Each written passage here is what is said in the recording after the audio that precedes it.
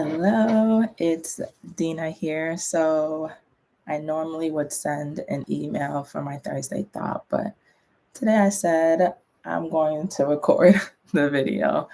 Sometimes it's easier to just talk versus write. It just depends on the situation. So my Thursday thought, I'm always having so many thoughts, and sometimes this is also why I'm doing a video. It can be hard to capture it in the written word. So I said, I'm going to capture it live. So I would have been listening to a newer podcast, just listening to some episodes. It's by Inky Johnson. And the episodes I've really been listening to is when he's doing it with, I think his name is Oak. And the podcast is called the Serendipity Podcast. So they said something on there that for me I want to touch on, which is this conversation about generational wealth. What does that look like? What's the conversations we've been having around it? And just really quickly, what are just my thoughts around what he said that really stood out to me? So what he said a lot, but what I wrote down and captured was what you put in a person is more important than what you give to a person. And it's not just about leaving money as generational wealth, but leaving generational health, which is spiritual, mental, and then I put etc. I think he might have said some other things, but I didn't capture it. And for me, I've had this thought before. There is a book. I wish I would have grabbed it before I sat down, but there's a book from a lady. If I find it, I will tag it in the email I send out or in the notes here. But that's what she is talking about, is like breaking up how we view health or how we view wealth. Yes, a lot of times, because I would say that we've been kept out of this um, money wealth building that's happened in our country and really across the world in different ways. But let's just focus on the US of A, where I am right now. um, we've been kept out of that for a very long time, right? Through different systematic ways, and we can go on and on, right? As black people, as women, we've been kept out. I think that is a fact. It's not really arguable. It's in the facts. So it is what it is. And so I've been able to see a lot of times that is the conversation. We're looking at like, how can I build wealth? Wealth. It's really focused on the dollar. It's focused on leaving money for the generations, or getting money for today, or being able to buy, or being able to invest, being able to have businesses and to own.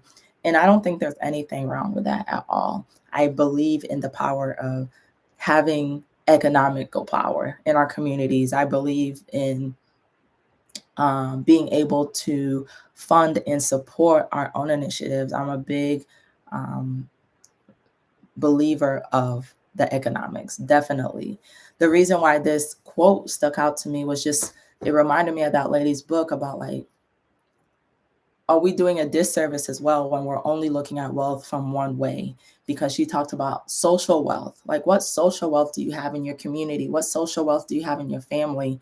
Um, there's obviously the physical health. Your physical health is also wealth, right? There's no point in living to be 70 years old if I'm not saying there's no point.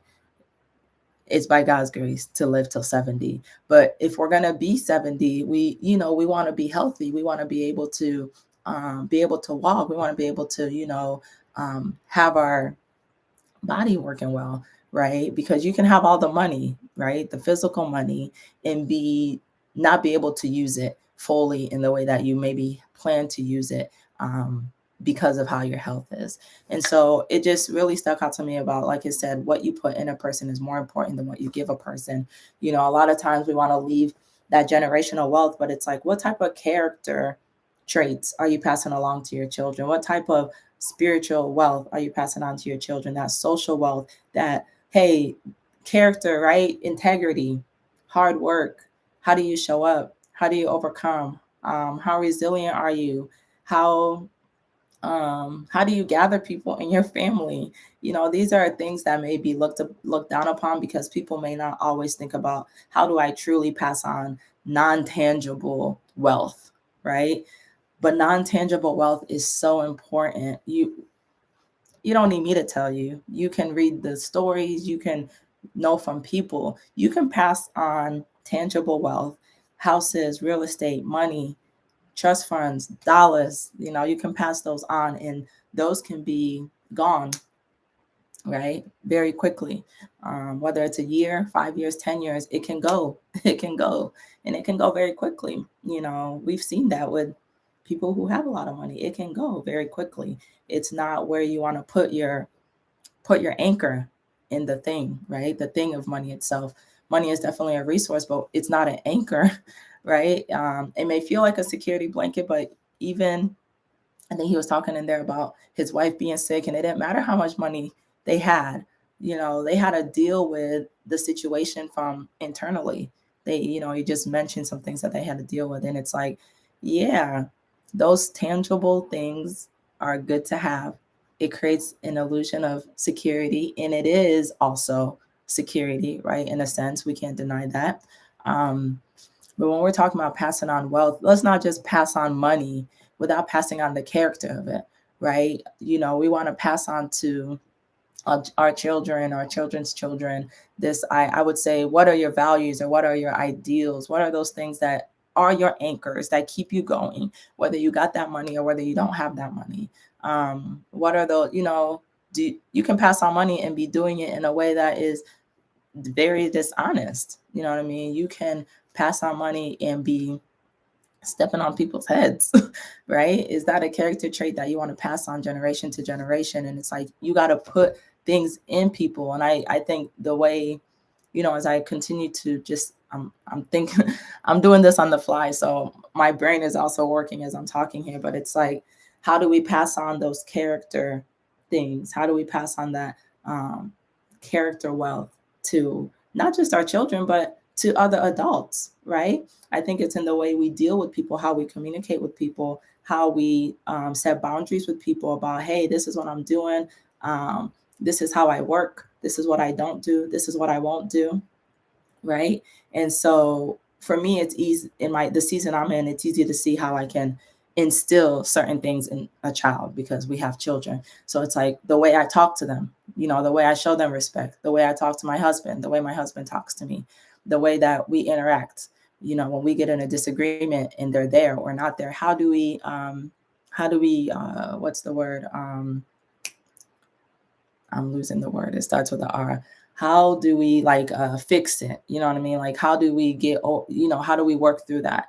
And having the ability, something like saying sorry to your kids, for your kids to see that, look, you're not perfect and you're working through things. I think those things instill for me and the child, right? They're able to see an example and they're able to mimic or mimic and just like be able to learn from that, right? How am I talking to the sibling? How am I talking to my mother? How am I talking to my mother-in-law? How do I talk to strangers when I go shopping? Those things, how we act, right? Character is about you. It's about how you act. I don't know why, again, this whole soft skill is not a soft skill. It's all character for me. It's all character. I may care sometimes. I won't say it definitely because you never want to say never, but how much money you make, the type of house you have, the type of clothes you wear, it's all good. It's all good. But when it comes down to it, when I'm splitting hairs, when I think about people I work with who are managers, when they're splitting hairs, it's not even about the skill set you have. It's not even about your resume. It's about how you've been able to present the type of person you are. What character do you have? And I just think that's so essential. So I could go on because, like I said, I'm kind of flushing it out as I'm talking, but I would love to hear what you think about this quote. What you put in a person is more important than what you give to a person. I think it's something to be explored. And so that's my Thursday thought. Think about it and let me know what your thought is on it. Have a great day.